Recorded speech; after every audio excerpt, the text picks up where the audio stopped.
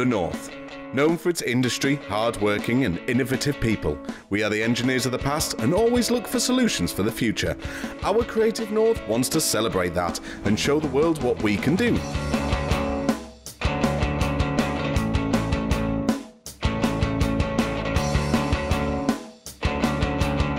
Welcome to Our Creative North, the show that celebrates the creative and digital media sector right here in the north of England.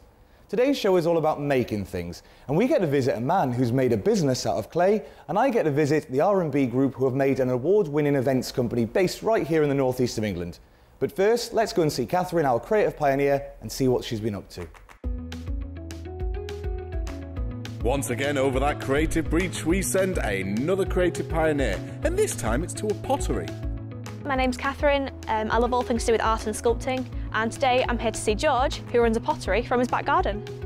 George, based in Newcastle, has been throwing pots for over 20 years. I haven't been doing anything for 20 years, apart from voiceover work, of course.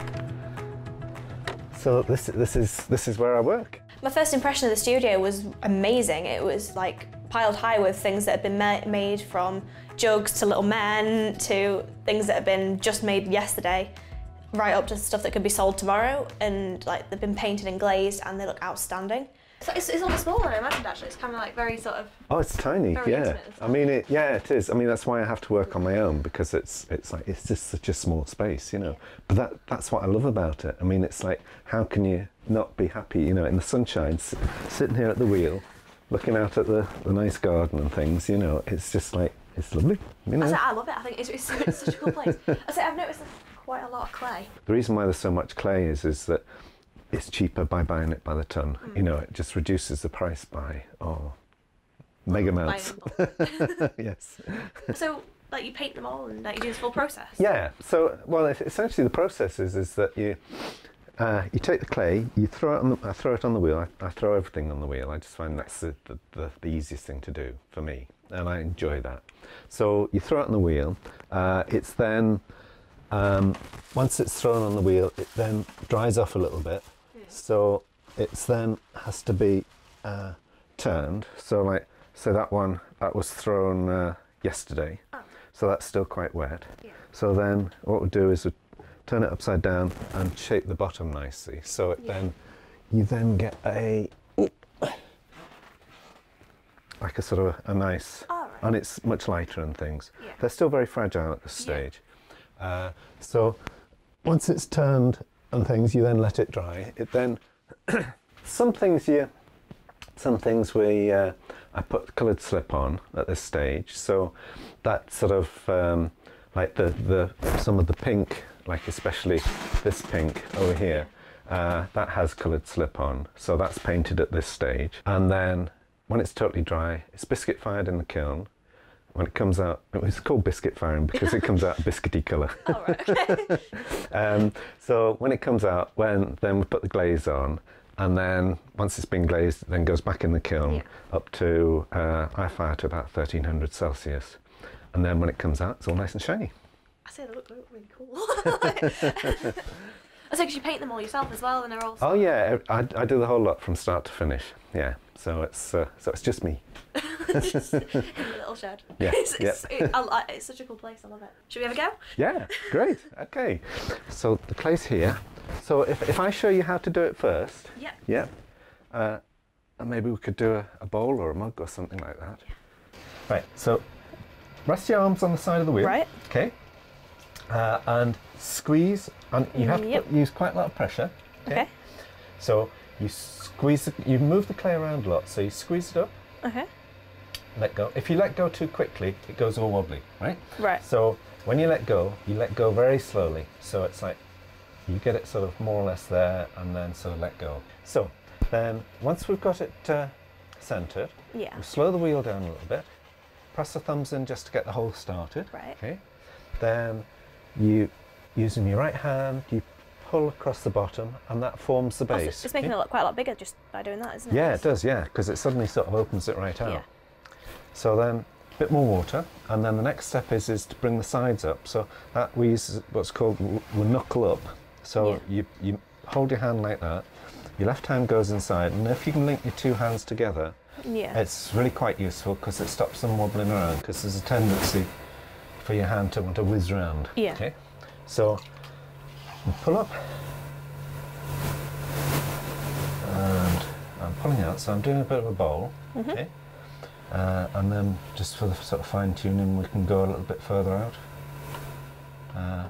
It's just starting to wobble a bit there, but that's fine because we'll just turn that edge around over the top. So then we just lose some of this thickness of clay here, which is sort of, you never manage to get rid of that totally when you're throwing. So it's easier just to turn that bit off. And that's the pot done. So we just lift that off. Yep. These bats just poke out. It's a lotus system, and that's a little bowl. That's amazing. A cereal. Okay, so I'll put another bat on, right, and then you can have a go. Awesome. Right. In fact, if you're any good, we might employ you. Right. Okay.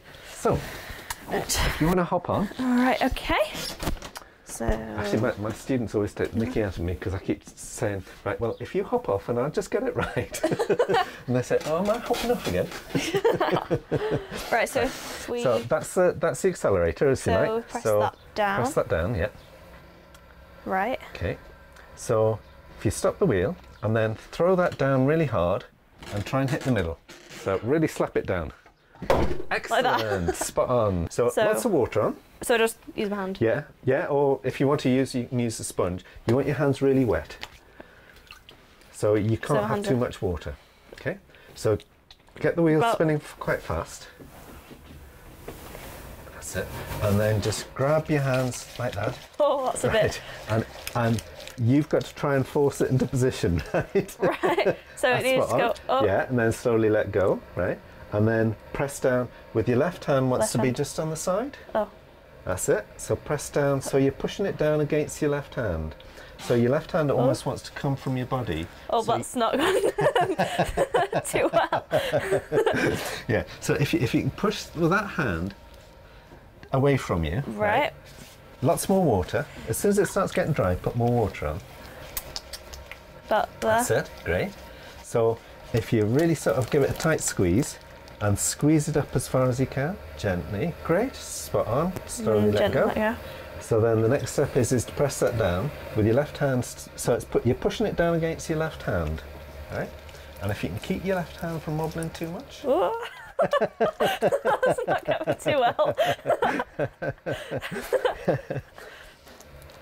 So it's a question that takes a little while. Tell you what, if I just get that centre for you, I think that's probably a better idea. And then so if you keep it spinning, right? Right. And then then you'll be able to go from there. Okay.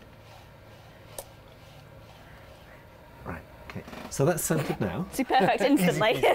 Right. So thumbs in. Okay. So yeah. So hands go like that, and then press your thumbs in.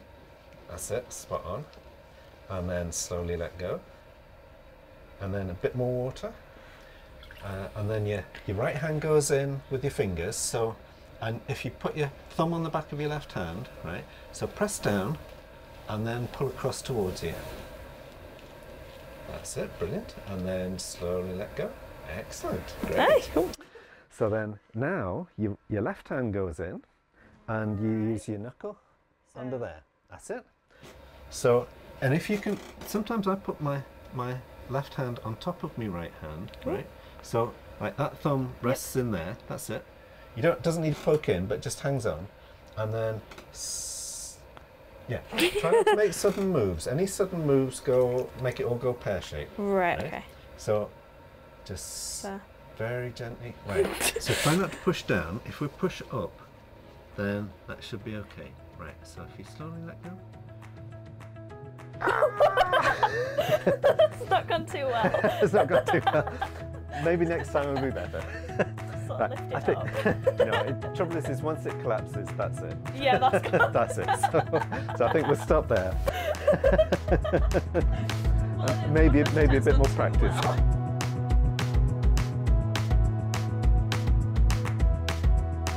What a lovely time it looks like they're having throwing pot. George seems like a wonderful teacher, Now they're going to the kitchen to have a bit of a chat. There we go. Magic. Well done. Get cleaned up. Yes, I think so. That's probably the next best thing. So, well, I really enjoyed it anyway. And, I think you were really good at it, actually. well, you can tell. I mean, this is what I made earlier. It wasn't, was it? Well, nearly. Not be long before you're there. Well, hopefully not.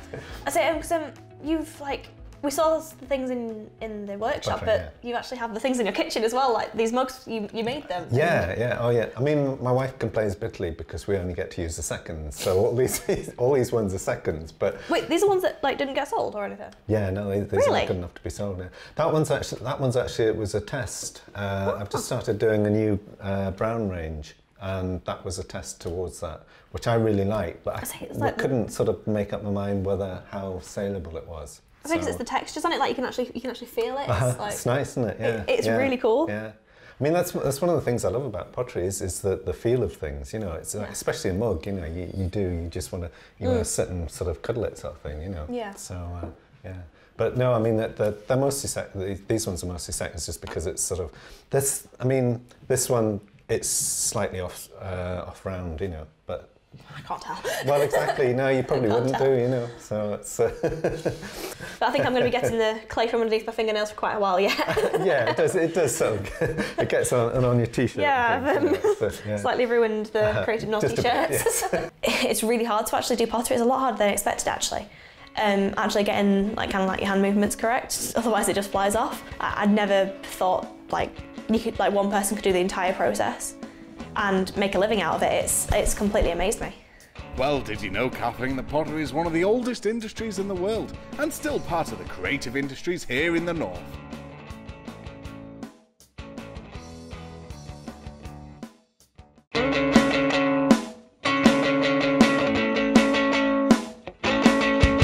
If you, like me, enjoyed the London opening ceremony in 2012, I'm about to meet the company that beat them to a Live Events Award. They're based right here in Newcastle, the R&B Group. Let's go inside and find out how they did it and the people behind it. R&B Group, based in Newcastle, works specially on pretty spectacular events and really shows how creativity can work in the commercial world. So I'm here with Paul and Steve from R&B Group, and I'm really excited about being here, based in Newcastle, the largest events company in the North East. So, Paul, how long has it been going, and what sort of things do you guys do? So the company's been going for 24 years, merged in 1991. And we do a vast array of events ranging from product launches, award ceremonies, charity dinners, that kind of thing. Putting on an event for a global brand must be quite a challenge. How many people go into actually putting on an event? Well, we've got up to 30 people working for R&B, all ranging in different areas of graphics, video, admin, technical side, project managing, logistics. So any one event could have up to 15 personnel working on it. You guys are pretty good at what you do. I mean, you're based in the northeast of England, yet you're attracting global brands and winning awards for it as well. Am I right in thinking that you actually beat off the London Olympics for a live event award a couple of years ago? That's right. Yes, we entered an industry recognised award. And won it over events such as the Olympics, which was amazing. It was the Olympics opening ceremony, and the judges recognised the scale of our event and what we had to put into it in order to offer the client what we did. And yeah, we won the award. I'd love to see what's behind the scenes and actually what you guys do on site. Is that all right if we have a quick look around the office? Absolutely. We've got 2 edit suites on site and 2 guys who work in them on and off when they're not out shooting on the site. So this is where, as you can see, it's this flight case city basically everywhere. This warehouse in particular is mainly AV, so it's all the sort of visual projectors, seamless switches, video kit, plasma screens, and then all the support kit that goes with that. Okay, so this is, as you can see, this is the lighting world. So ranging from all the sort of spotlights that we use to light up stages, all the way up to LED lights that we use to light the rooms, and sort of special moving lights which create all the effects, the effects that you see on award ceremonies, and you always see those on TV and whatnot. Every single job that we do normally requires some kind of branding, so we've got hundreds of logo panels stored, so that's ongoing. All the specific set panels that we create or set pieces get stored in here.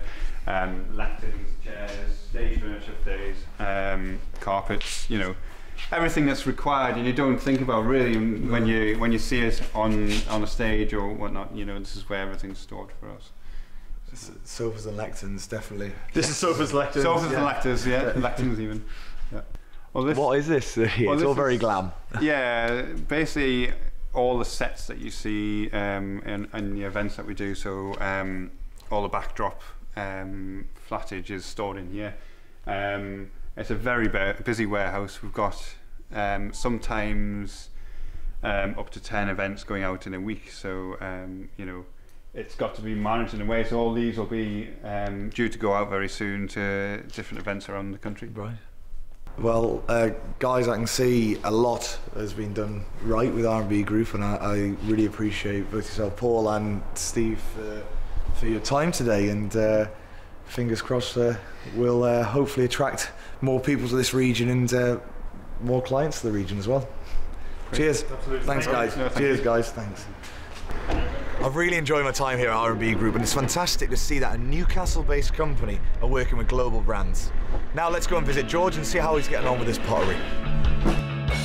And to me again, it's a recap. Catherine was sent to Newcastle to do some pottery work with George Ormerod, and they made a bowl, which they ate cereal out of. Not really, it needs to be cooked and stuff.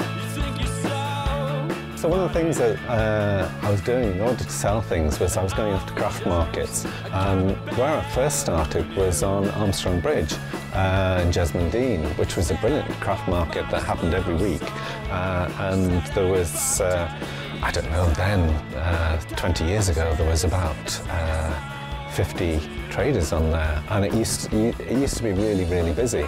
And that got me going, and I was sort of selling quite a lot. And then that sort of tailed off a bit as there was Sunday tradings came in, so a lot of more shops were open, so the number of people, the footfall on the bridge fell. So and from that point on it sort of went downhill rather.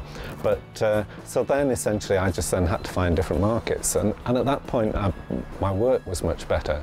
So I was able to go off to much better galleries and things, and ask them if they wanted to sell my work and things like that.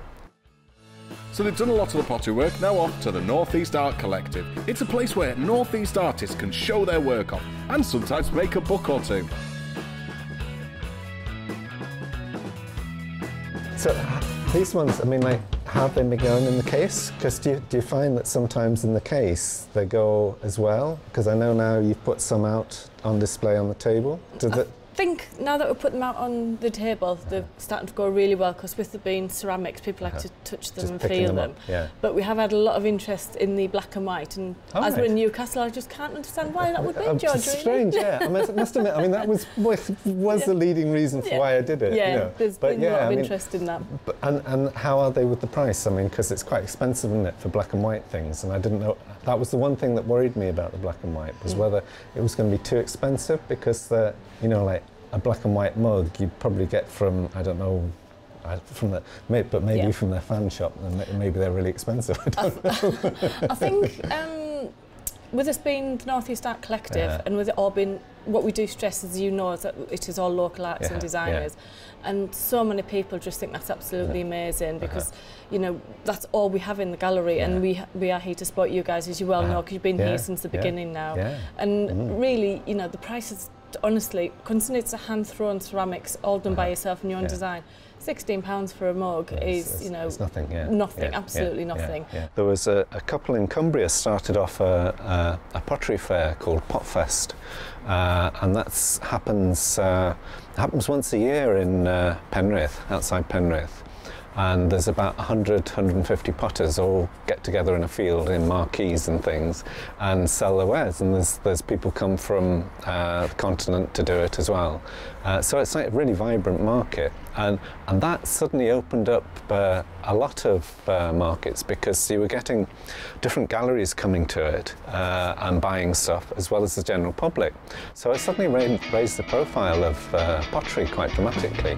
You don't need a massive amount of equipment or a big fancy studio or a huge amount of money to actually turn your hobby into a business. I do have a number of outlets in Newcastle. I mean, there's Newcastle Arts Centre, another lovely gallery, the Biscuit Factory, which is a lovely place, and also I've also got some work in the Lane, courtesy of Balman Gallery, which is in Corbridge, so they organised for it to go in there.